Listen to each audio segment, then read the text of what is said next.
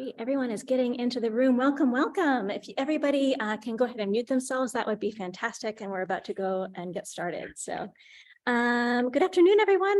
Thanks for joining us. My name is Allison Hurrier, and I head up the Textile Arts curriculum at Portland State University. For those of you who are joining us from outside the university today, the Textile Arts curriculum is an elective track in the BFA program that provides an interdisciplinary approach to the study of clothing and textiles. We offer courses in weaving, surface design, sewn construction, and dress history that encourage students to develop portfolios for a variety of applications in fashion, textiles, and contemporary art.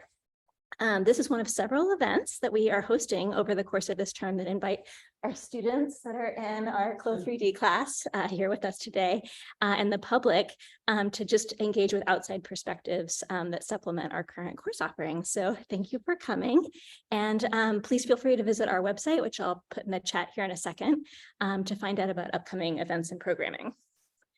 Before we get started, I'd like to acknowledge that we're joining you all from Portland State University, which is located near the heart of downtown Portland, Oregon, in Multnomah County.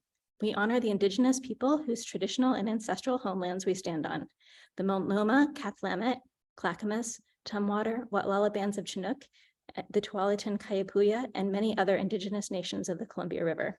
It is important to acknowledge the ancestors of this place and to recognize that we are here because of the sacrifices forced upon them. In remembering these communities, we honor their legacy, their lives, and their descendants.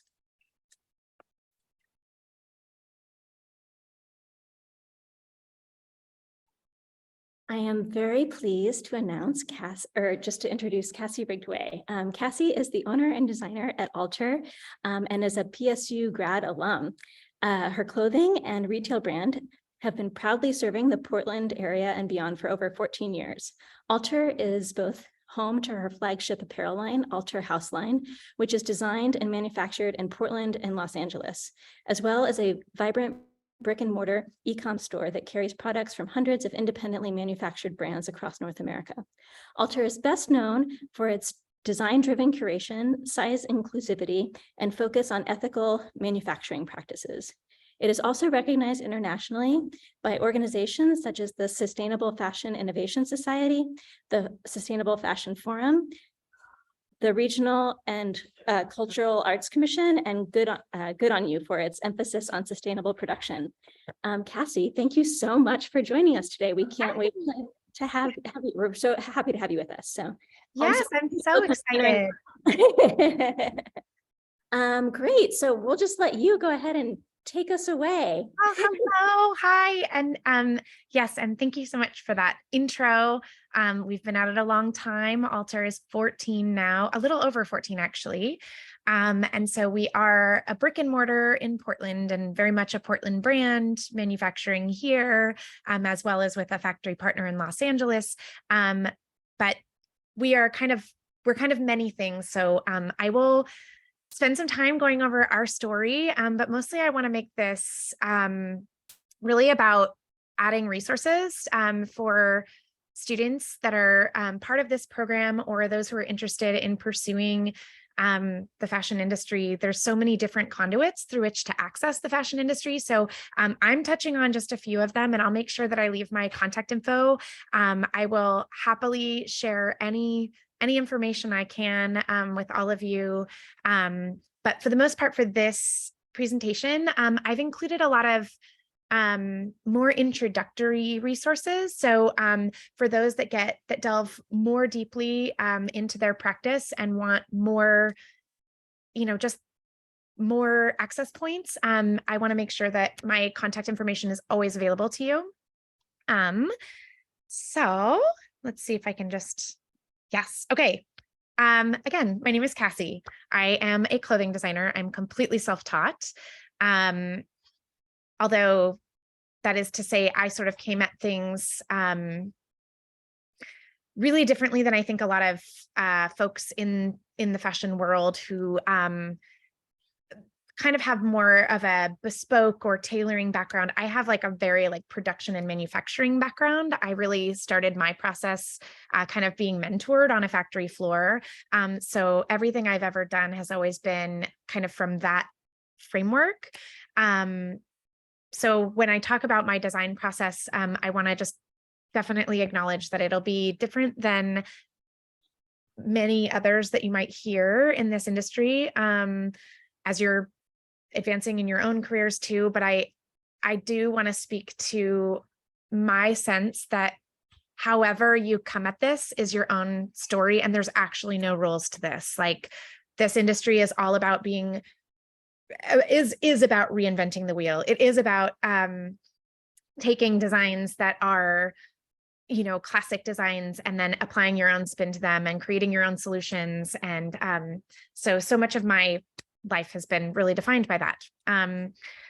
Let's see. So yes, I'm a machinist and a manufacturer at heart. And definitely that's like my leading foot, is that I like big tools, turns out.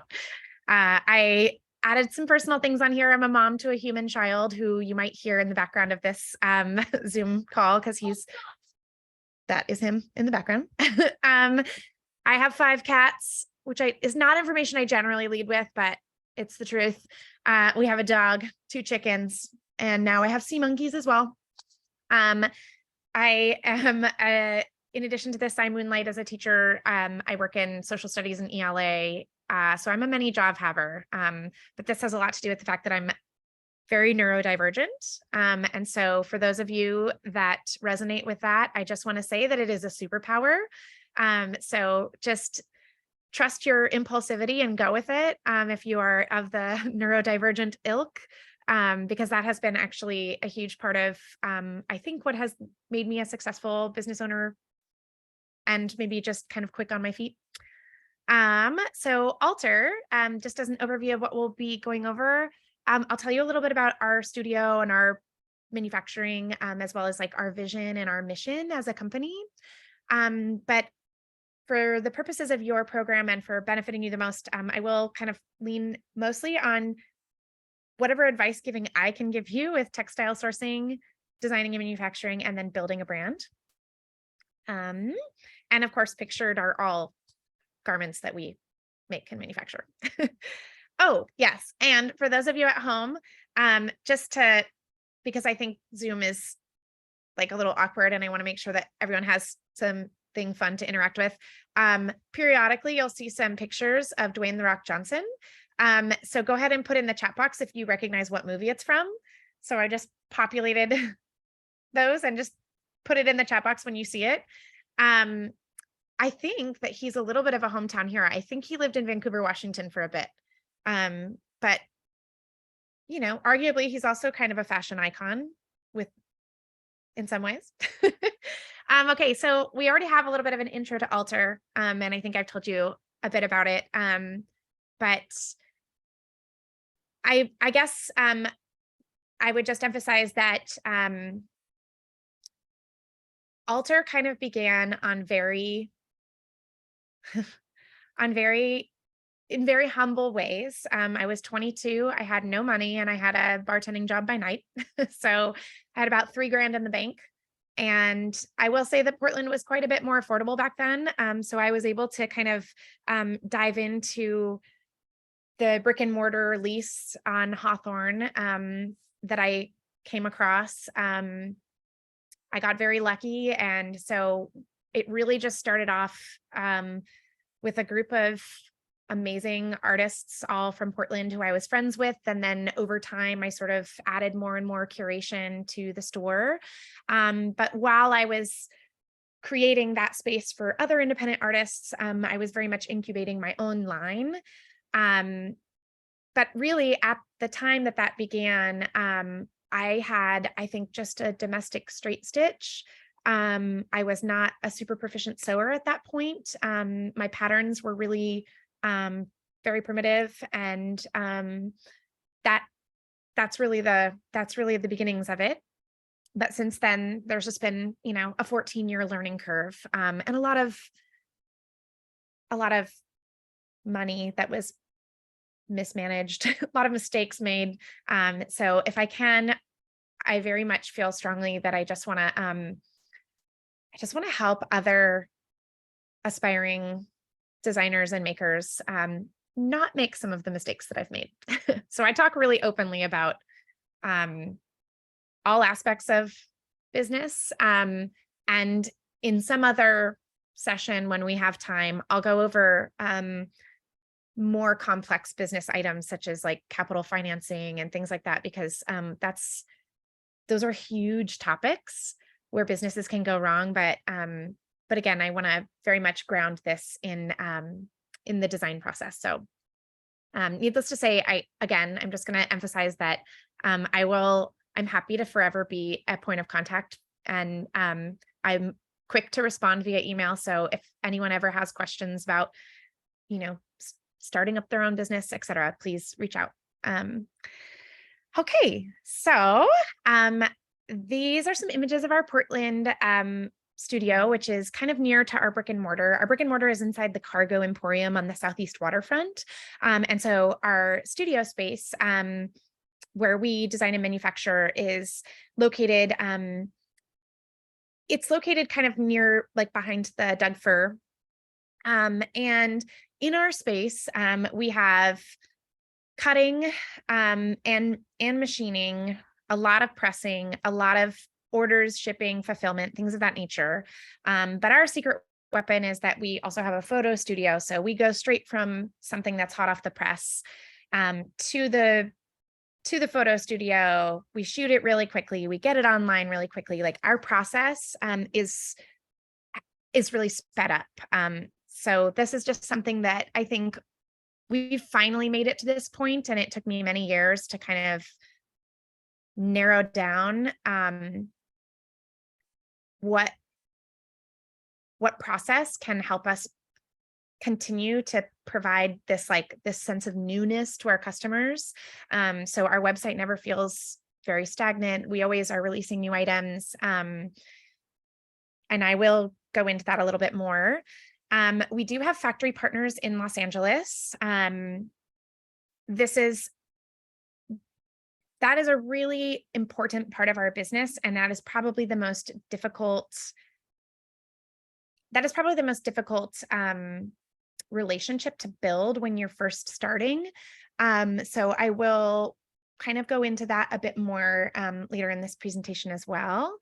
But my hot take here is that one of the keys to our success as a business has been blending the combination of producing short runs in our studio and being able to do things ourselves, but then also having factory partners that can do deeper stock for us. This gives us a pretty big advantage in a industry in which I think a lot of brands will have to plan really far ahead. They can't do short releases. They can't be quick on their feet because they have to supply their factory partners, and then they wait and they wait and they wait and they wait. And many, whether you do domestic factory partners or factory partners abroad, either way, the whole process takes a long time. So being able to release things with frequency, to my sensibility, is a big advantage with your customers. Okay. Again, we began in 2010 with tiny domestic machines. And when I say OOAK concepts, that means one of a kind. I'll use some of these acronyms. Some of them are pretty ubiquitous in the industry, but I'll make sure that I clarify them. Within a year, I found that some of the one-of-a-kind designs that I was producing were selling quickly. And as such, I realized I needed to repeat those designs. At that point, I had never even developed a size gradation. So I didn't even I was really taking a guess at what a small, a medium, a large, an XL, et cetera, would look like. So I really had to hit the research, and it really wasn't, I would say that at that time, the YouTube university was not available to me. So I really hit the books with this. I really found myself seeking advice from as many seasoned clothing makers as I could, and just trying to glean information about how to develop patterns, because I was really just like drawing on paper and cutting out shapes and hoping that they were going to work. So over time, it was probably within 2 years, I could no longer really produce using domestic machines, not because they don't do great stuff. I'm actually not, it's less that using smaller machines, it's less that they like break or fall into disrepair, and it's more that they actually, like, it's the speed of them, it's the like amount of times that you change the bobbin, it's the amount of times that you can utilize, it kind of has to do with every other facet of what you start doing and adding binding to things, and the more that I started adding to the garments and trying to repeat styles, the more I found myself just needing to shave that the actual time to produce the garment was also like a major factor, like essentially. So within a couple of years, I made the switch to industrial machines. I've personally become like a pretty big nerd about machines now. And I will tell you that they are difficult to find up here because we have the industry has really dried up here, right? We have these large companies like Nike, Adidas, Columbia, but the manufacturing is not necessarily here, right? There used to be Jansen here. So there's a lot of leftover Jansen machines here that you can sometimes find. But people have scooped them up. So one of the resources that I want to share with you, and I'm actually going to stick it in the chat, is as you're sourcing machinery, let's see. Yes, thank you, Papo. Yes, yeah, the photo studio is definitely, it's clutch, and it does speed things up a lot. I'm going to put in a resource for sourcing industrial equipment. The reason that I'm putting in this resource, I just want to be clear, I am not, these are not paid advertisements with these organizations. This is just places that I have found the best deals, really well cared for, refurbished machines, etc. So Atlas Levy, and I'm just going to put this in the chat. Okay, so this place in Los Angeles, sorry, I meant to put this in the, I meant to put this as a slide in my presentation, but I forgot to. So Atlas Levy is a great resource in Los Angeles. They refurbish machines. So as you start to require industrial machines, I have felt that the cost is actually pretty comparable to domestic machines. If you're going to buy a domestic cover stitch for $1,000, you may as well actually get an industrial for $1,500 and then find yourself with a machine that will last a lifetime. That is to say, most industrial machines are hundreds and hundreds of pounds and they're humongous. So this is very much like you're going to want to build this as you incrementally, as I like to put it. My machine fleet, I've actually narrowed it down to the 7 machines that I use the most, because we can't spatially have 20 machines in a room anymore. It's not working. So we have our fleet that we use that are very specific. I will go over that as well. Okay. So next on the path, once I really started getting into industrializing our brand a bit more and producing size gradations and designing things, I started scaling, which went a little quickly. So just a quick note on scaling. I just really believe strongly in telling folks to have reasonable expectations with scaling. A lot of brands get too big for their britches too early. I was one of them. It cost me a lot of money, and I've had to do painful contractions to condense my business back to something more viable. And so a big piece of advice that I have wished that younger Cassie would have known is just incremental growth is the move. But the key to our success with that has just been to stay really well informed and pivot really quickly. I know that this is going to be a surprise to no one that that especially in the wake of COVID, small businesses, pivoting was everything. We really had to be nimble. We had to make decisions to create more dynamic interest on our online store. We've made so many big moves, and social media is another moving target that just, once you think you've got it figured out, they're going to introduce some new crazy amount of just new ways that social media will dominate your life, and things of that nature. So I will as well get into the social media piece, because it is an absolute hellscape, but I have some advice with that as well. Does anyone want to put in the chat what movie this Dwayne "The Rock" Johnson image might be from? I just want to make sure that I'm acknowledging The Rock. No idea. Really? We don't actually know, but maybe people on Zoom know. Okay. I just treasure this scene from this movie. I'm not like a diehard Rock fan, but I never watch movies. Good for you. Yeah. No, I'm not gonna lie. This is not it's not a super, I wouldn't say it's like a super enriching movie. This is from Skyscraper. That is a scene in which he is literally jumping from a crane into a skyscraper. Just really treasure that Rock moment. Okay.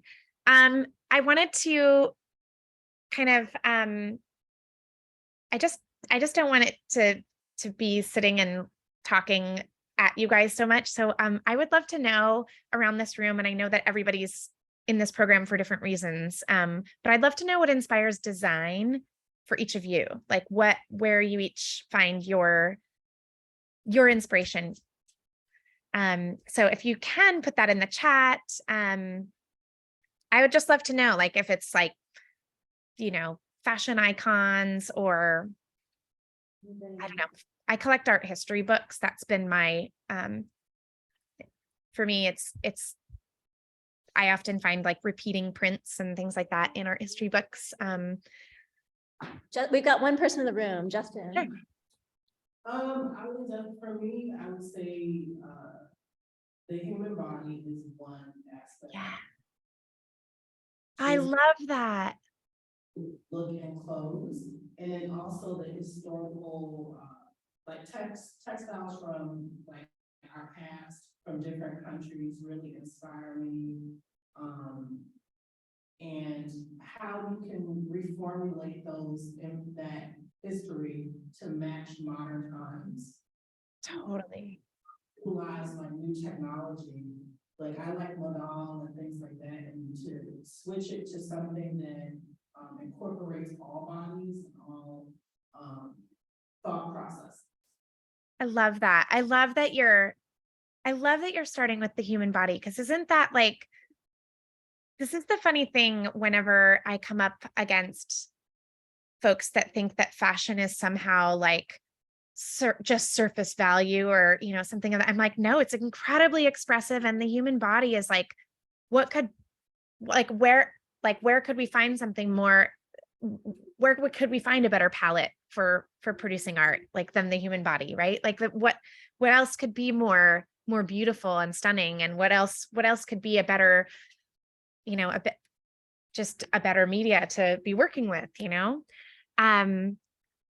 Genevieve says, need is a huge inspiration, right? And things that spark joy, recreating things that we enjoy together. Yeah. Pablo says architecture and happenstance. Can you clarify on happenstance just a bit? I love that, by the way. And then there's someone else in the room. I can barely see you guys, but yeah. Obviously, all just the same as like any type of clothing like a person wears, like it also forms one of their character, like how much must go over the years, what the good points of things that I like, and each You just talk about fashion. Fashion also is a person with lips. Lives the historical context like of textile choice. Did you all catch that, or do you need me to? Yeah, share? can you give me a little bit? Yeah, that? so I think we have actually a number of students who are also interested in costume design in the program, and so they Yeah. were talking about like how clothing informs identity in terms of character. Like, but I mean, you can also extend identity to fashion as well, but like, but just that like it informs kind of how we understand people. Totally. Yeah. I know. I think that the okay, costumers are some of first of all, they're some of the most amazing sewers ever. They're also some of the best problem sewers that I've ever met. They're quick at solving problems and quick at finding solutions that are, so if you can ever apprentice under a costumer, highly recommend. Serendipitous inspirations, trying to think of design ideas and finding surprising shape at about totally. Yeah. Something unexpected happening. Yes, totally. I love that. Shapes of creating. So yeah, I love hearing about what catches different folks' attention when it comes to fashion, because the one thing that I've always found with every single clothing designer, artist, musician, etc., is that this key, it's the most essential ingredient, and it is literally different for everyone. And that is to say, even designers who singularly make kind of like ready to wear basics, it's like they may approach it with like such an emphasis on sustainability that they really are focused on the milled textiles, and they want to tell the story of where that textile comes from and how it's produced and how it solves a problem for the planet and how it feels, how it drapes, etc. So I just want to encourage that wherever you can find inspiration, write it down, keep your journals now. You'll appreciate them later. Like save everything, save every single inspiration, even if you think your style has changed. And even if you think, sorry, excuse me very quickly, my son has his blaster going. Is that noise in the background bothering anyone? We don't hear it very much, but yeah. 1 moment. Desmond, please put them away. Desmond is 5. So I apologize, everyone. He's been home a lot this week. You all know with the snow, like how that's probably going. So yeah, he's doing the best his little 5-year-old body can do. No worries. Thank you for us on a day when you can escape. Totally. But yes, I just think that if you can create a little reliquary of all the things that actually inspire design in you, you'll appreciate them later. There's so much that I wish actually that I had held on to from when I was like in my undergrad, which I wasn't even studying fashion, but I've always been really inspired and driven by textiles. And I've always collected, I just collect things that have like really stimulating prints. I really like a lot of color. I have these specific things, and I do wish that I had saved a lot of that stuff. I'm also a big fan of using Pinterest, things of that nature, and a big fan of like starting early and saving your Pinterest folders, keeping them organized early, and just keep that information somewhere. Just leave it, even if you're like, oh my gosh, my taste was so at some point. It's like we're all seeing the reimagining of the Y2K fashions right now, which was a little unexpected to me. To be honest, I never thought I'd see Jinkos again. But alas, they're here, they're back. So, it's things like that where it's like, you would be surprised. Okay, so our creative process is very different than a lot of other brands. So our creative process actually begins with textile sourcing. I would say that most other fashion brands of our size design their concepts and then produce the clothing have the textiles milled and manufactured that they are looking to create their clothing with. Excuse me, you guys, I'm gonna have my husband come get my kid. I'm so sorry. Desmond Morgan, my babe. I'm so sorry. One aspect of my neurodivergency, I have ADHD and I don't do so well when I have like things going in all directions. He is really cute though. He is like rolling and I think might be because I brought up the rock. I don't know. So anyway, our creative process begins with textile sourcing. We are known for producing everything with dead stock fabrics. So that means that the fabrics that we are using have already been created. My process is really going to the garment district of Los Angeles and finding these bolts of already produced unique fabric. I really have to search for like the diamond in the rough. Like I will wade through like a sea of like gross itty fabrics to find these like hidden treasures. And once I find them, I know that I can design something that is for that fabric. And so we're a little backwards in that way. But I will say that for our brand, the reason that dead stock has been an important storytelling note is that it has a lot to do with our efforts in being a sustainable fashion brand. Dead stock textiles, because they are already produced, it is one of the most sustainable fabrics that you can really utilize because you're literally rescuing it from the potential landfill future. And for us, it's also been an interesting advantage for our brand because our customers sort of perceive our apparel as like finite in its scope. So they know that when we produce something with a really special fabric, that there's only going to be 100 of that thing. And so that's actually really it's kind of part of our storytelling.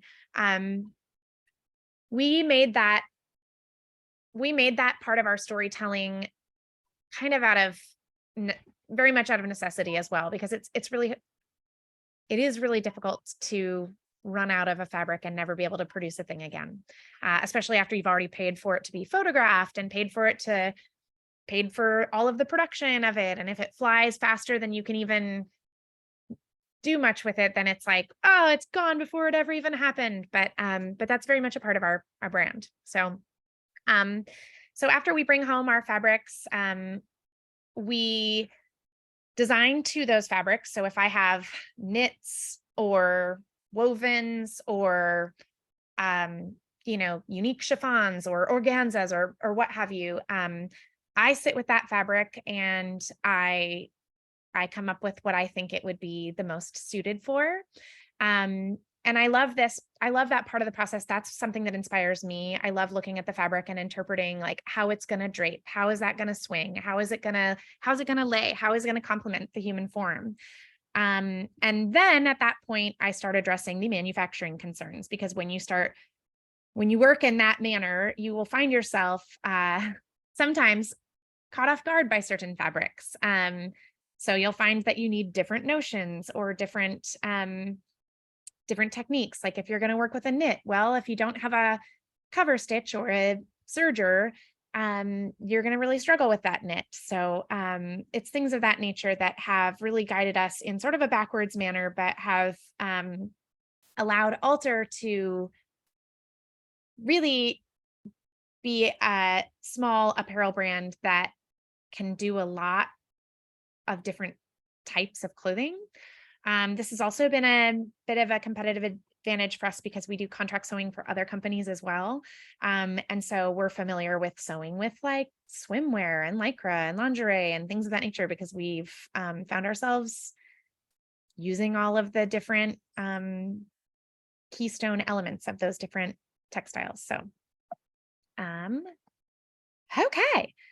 Talked a little bit about textile sourcing here. So I put this photograph of this cute button-down dress that we did in this amazing linen, because this is an example of a garment that I swear these were gone before they ever happened. Like I found this amazing diamond in the rough print that was this like really beautiful linen, this Matisse linen, and there was like maybe 80 yards of it total. So I think at most I got like 60 dresses. And it's one of those things where I really let the universe, I let those things go. I don't hold on to them myself. I let our customers buy those garments. And I just hope that that the storytelling of Alter over time is that's what adds value to our pieces, that we value them long after they're gone. Like I'll never forget these pieces. So again, yeah. Room, is that okay? What's that? The question in the room. Oh, is- yes. I was just wondering if you ever repeat designs with different fabrics, or if you're designing a new product every single time. Did you hear that? Oh, yes, that's an amazing question. So that is a huge part of what we've built over the years, is that we do have a set amount of designs that we consider to be our bread and butter designs. And so we know for wovens that we will repeat certain types. We have a classic wrap dress that we can augment the sleeves on. We have a classic button down, like kind of tailored dress that that again, we can change the length, we can change the sleeves, we can change the pockets, but the basic blocks of that dress are repeatable. So we know if we find an awesome woven that drapes in a certain way, that we're definitely going to throw it towards that garment, that they're tried and true, they're tested. I have an algorithm for my small business in which every season I stick with our tried and true designs for about 70% of what we produce each season. So I will repeat the same styles that I've done before, just with new fabrics. And then I'll do 30% of new design. And that is to say that when you design new things, you also have to relinquish control, because sometimes designs end up being a flop. It happens. And so that part of things, I would say that's definitely a big part of, like, especially working with dead stock, is like, if you're going to find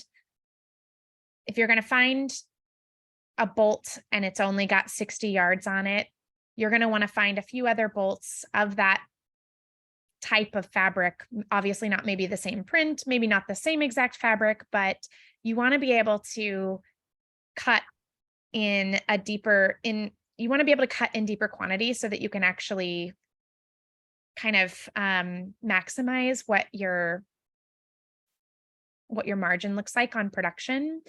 So yes, that was a long-winded way to answer that. We repeat designs, yes, all the time. And I'm very committed to basic patterning blocks that I can lightly change season after season.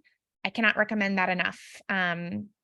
It also creates a lot of unification in your line.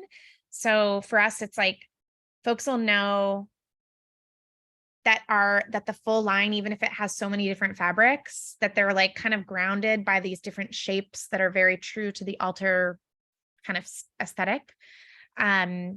So yeah, so those, so to kind of complete my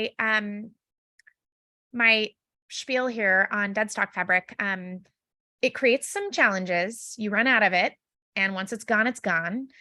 So that can be difficult to navigate, but that also can be part of the charm and part of the brand value. But most of all, dead stock textile is less expensive. So in terms of creating healthy margins for your brand, this is one way to do it. Every brand gets to make this decision for themselves, how they want to create their bottom line.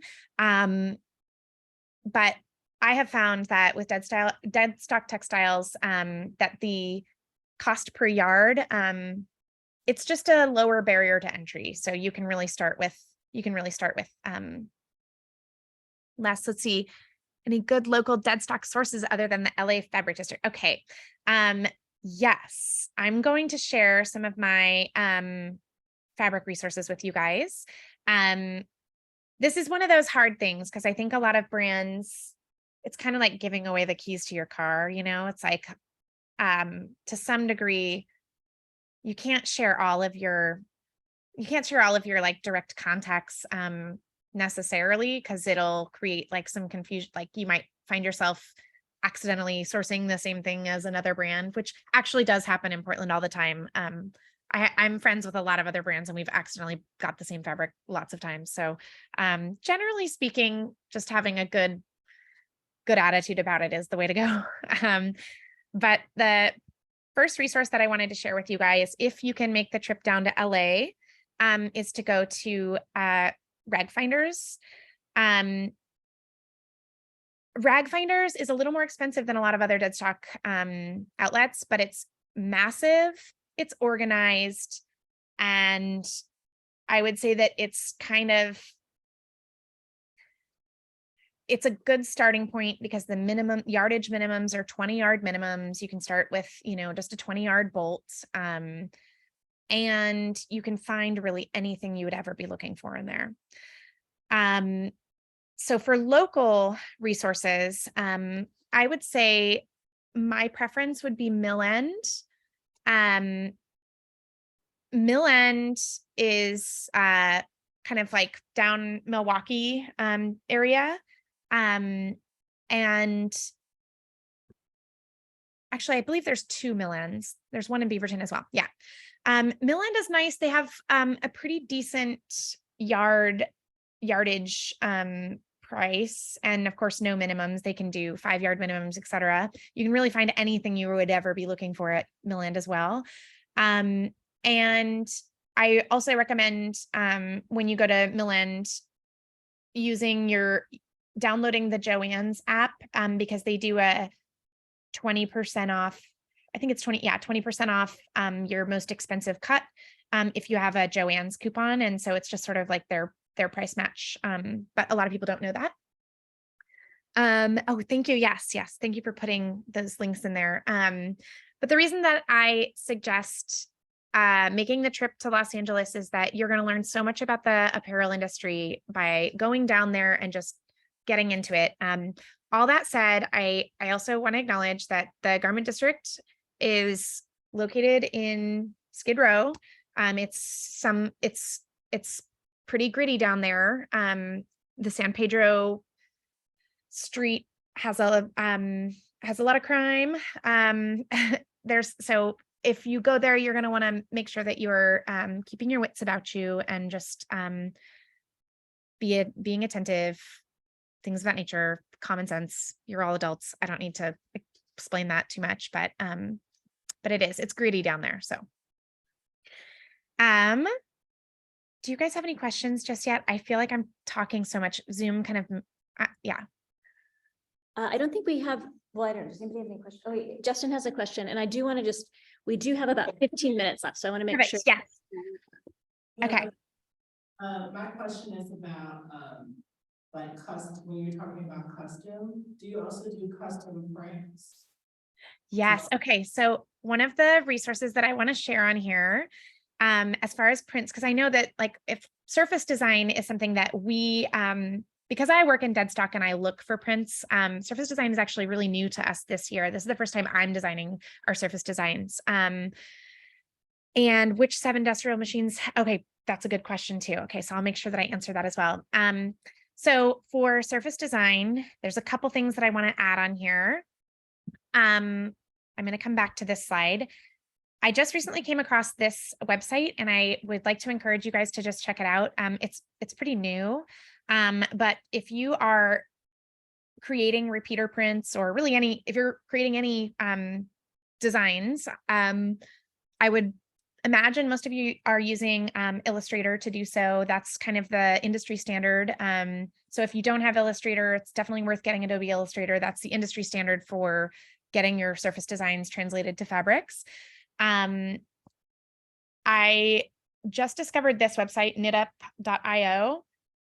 They have no minimums and they can take your surface designs, get them onto any kind of jacquard fabrics. So you could make them into sweaters, make them into blankets, make them into anything. And previously that was kind of hard to break into. You really had to know you had to know your contacts, and people didn't like sharing that information. So it seems like it's becoming like the sublimation printing is becoming a little bit more accessible.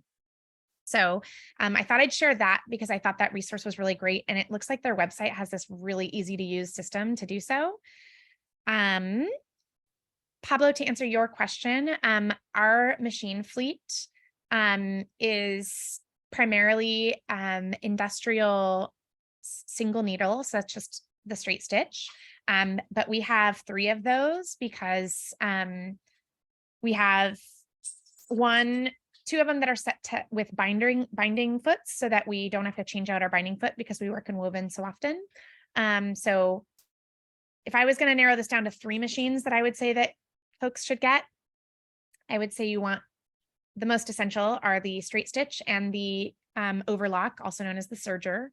And you can get them industrial or get the domestic, whichever your preference. And the last one is if you're going to work in knits, I would get a cover stitch. Or if you're going to work in lingeries, I would get a zigzag, something with a zigzag function, or just like have a domestic machine that has a zigzag function. Those are the most essential. Beyond that, there's fun tools. We have a buttonhole machine and a button looper, things like that. But those are things that you could add on later as you continue to design and develop. Essential relationships that I would say that you're going to build over time. If you are personally not developing your own patterns, you are going to want to find yourself a pattern maker so that they can take your drawings or your ideas or your inspo boards and turn them into an actual pattern. So pattern makers often work in really low tech manners. They often just design on manila paper and then include a lot of notes on those things. Where things could become really technical and they turn into like plotted files and vector files is when you move to working with a grater and a marker. And the reason that I'm telling you all this is that if you find yourself deciding that you're going to like do a production line, if you don't know how to distinguish between the work that you're going to get from a pattern maker, which is not going to be graded, it's one design. It's usually like in a sample size. They usually do sample sizes in smaller size gradations because you use less fabric figuring out if that design looks good. So extra small is like a great base, and then building from there, building your size gradations from there.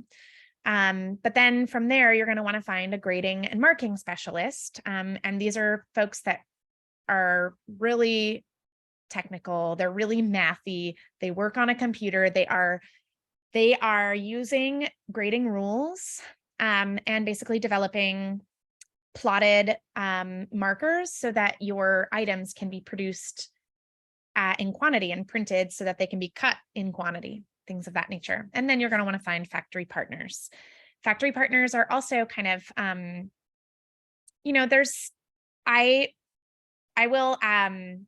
add a link to some resources for factory partners, but the best way to do that, in my opinion, is to really look into the companies that you like that are produced wherever you want to produce. And generally they'll share, generally they make statements about where they produce things, and you can reach out to those factory partners. And then if they turn you down, then you say, well, can you recommend me to somewhere else? Because that's just kind of how the ecosystem works. I included this tip for you guys. Swatchon.com is a South Korean textile resource that I find to be really helpful if you are wanting to work with new or dead stock fabrics, and if you're wanting to design surface design. It has so many options, but most of all, low barrier to entry. They have low minimums. They can send you a swatch box, which very few websites will actually send you swatches.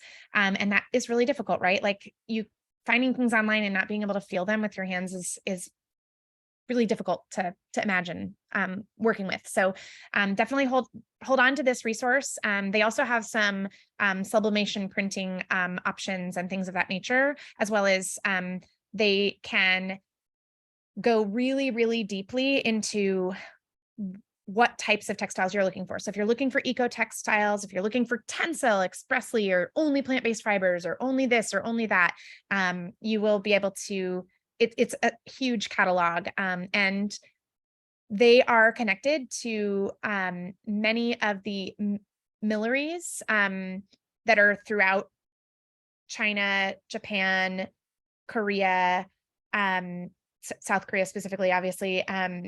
And these are largely a lot of the regions where many different types of textiles are singularly produced. So it's a really vast pool that you can cull from. Okay, true costs of production. I'm sorry, you guys, I feel like I'm gonna just start rattling through this. I wanted to share this with you because we are really, we're really upfront with our customers about the real cost of our garments. And this is a really hard thing. This is a really hard topic for me because I understand my clothing to be a luxury item. And I will not get on my soapbox about all the reasons that capitalism is terrible. I will not do this, but we are essentially capitalism has really pitted consumers against their own ethics, right? Like we're in a position where to produce something ethically renders it a luxury price.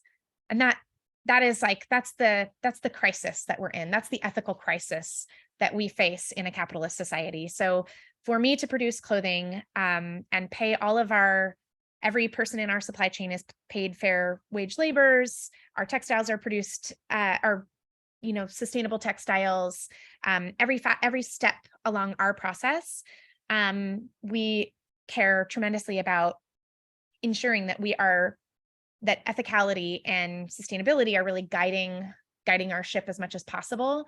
But that means that our garments are expensive and we live on a tendril of a margin. And to my sensibility, the best way around this is to look for ways to create access, both for your customers and transparency with your customers, and to really value these garments well after they're sold. So for us, we do a lifetime of alterations. We do a lifetime of mending. We will never just let a garment go and say we're not dealing with this ever again. So we try to make sure that that's an important part of our brand, because we know that this was an investment that someone had to make. So costs to producing clothing, it's not just your yardage. It's your threads. It's the unit cost of having it produced either in your workspace or elsewhere. And then there's, of course, the social media costs. That honestly, to some degree, that's one of the largest costs in the scheme here, is that having things photographed, having them marketed. These are huge costs, and I absolutely despise giving the Zuck any more of my dollars. I can tell you guys that much. I have feelings about that. So I have one more hot tip. This is actually something I just discovered this week. If you're ever producing samples, things of this, I just was given a targeted ad for this, and I thought this was really handy for certain basics. Just so that you're not totally reinventing the wheel if you're trying to make a simple thing like a t-shirt or something. These are vector mock-ups. I think they include size gradations. I didn't buy this because I've already painstakingly made all of these mock-ups for myself. So, but I did think this was handy if you're getting started and you're like, I just want to make a basic hoodie sweatshirt and then I want to do the surface design. I thought these were pretty cool because you can buy this for $35 and it'll give you the Illustrator files that you would need to just have a vector. Building a brand. I think that none of you are going to be surprised to find that social media is the necessary, it's sort of like the necessary evil as far as this goes. But definitely, I invite you all to email me if you have questions about e-com and finding a good platform through which to build your e-com. We use Shopify and it's awesome. And telling your brand story, of course, this will be something that will be very personal to your brand and to your personal story. For us, our brand story is largely about, it is about sourcing dead stock textiles, but it's mostly, to me, it's mostly about building incrementally, being a really small brand and keeping it small. And in doing so, also deciding that inclusivity is so important to us, that making clothing with a full range of size gradations is something that we decided, even if it meant that it was going to be 10 variants for every single SKU, that it was going to be, it's a huge undertaking to pattern and grade this many different variations of one garment. But we decided that that was part of our brand story, that's where we placed our values. And again, I feel like every brand gets to make these decisions in the sea of issues that we face in the apparel industry. Your mission statement is yours to decide. And there's so many different ways to approach that conversation. We carry a brand on our online store called Conrado, and she is very specific about using a factory in the Philippines that has been in her family. She's from the Philippines, but these factory partners, they are kind of like family adjacent. They're not her specific family, but her family has worked there and et cetera. And so she's just had this longstanding relationship for multiple generations in her family. And that's her brand story. She's like, I want to ensure that factory keeps going, and I want to keep putting money into that community. And that's part of her story. So I'm sharing that because I want to encourage you to find your own piece of this puzzle, and really see the apparel industry overall as a wellspring of opportunity, of problems to solve, because we know that the tycoons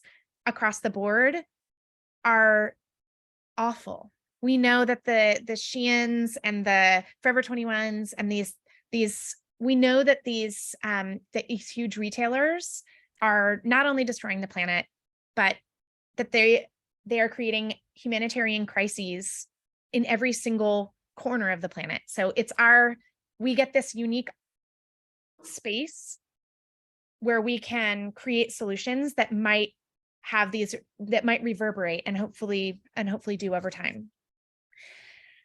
I was going to end this with, what did I waste my money on? I don't know if I have time to go over it, but mostly I just want to say that. Well, have you come back and absolutely talk because it's so fascinating. And I just want to really acknowledge like how different that like Cassie is going about doing things, and how just, I think what really just inspired me when I first met you at Portland Textile Month was just how you very adamantly built a brand around your value system, right? Which was about sustainability and about thinking about clothing that can fit everyone, right? And really thinking about ethically produced clothing, right?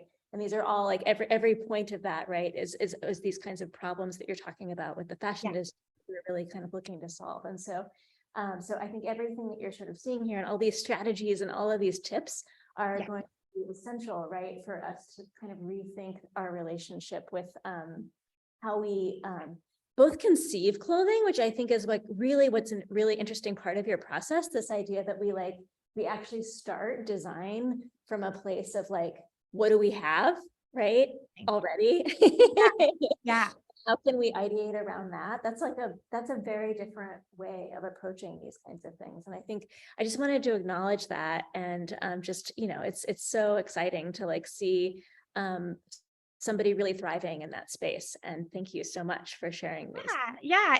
I essentially, like, I would hope that whether, in whatever direction anyone here goes with their craft or with their art forms,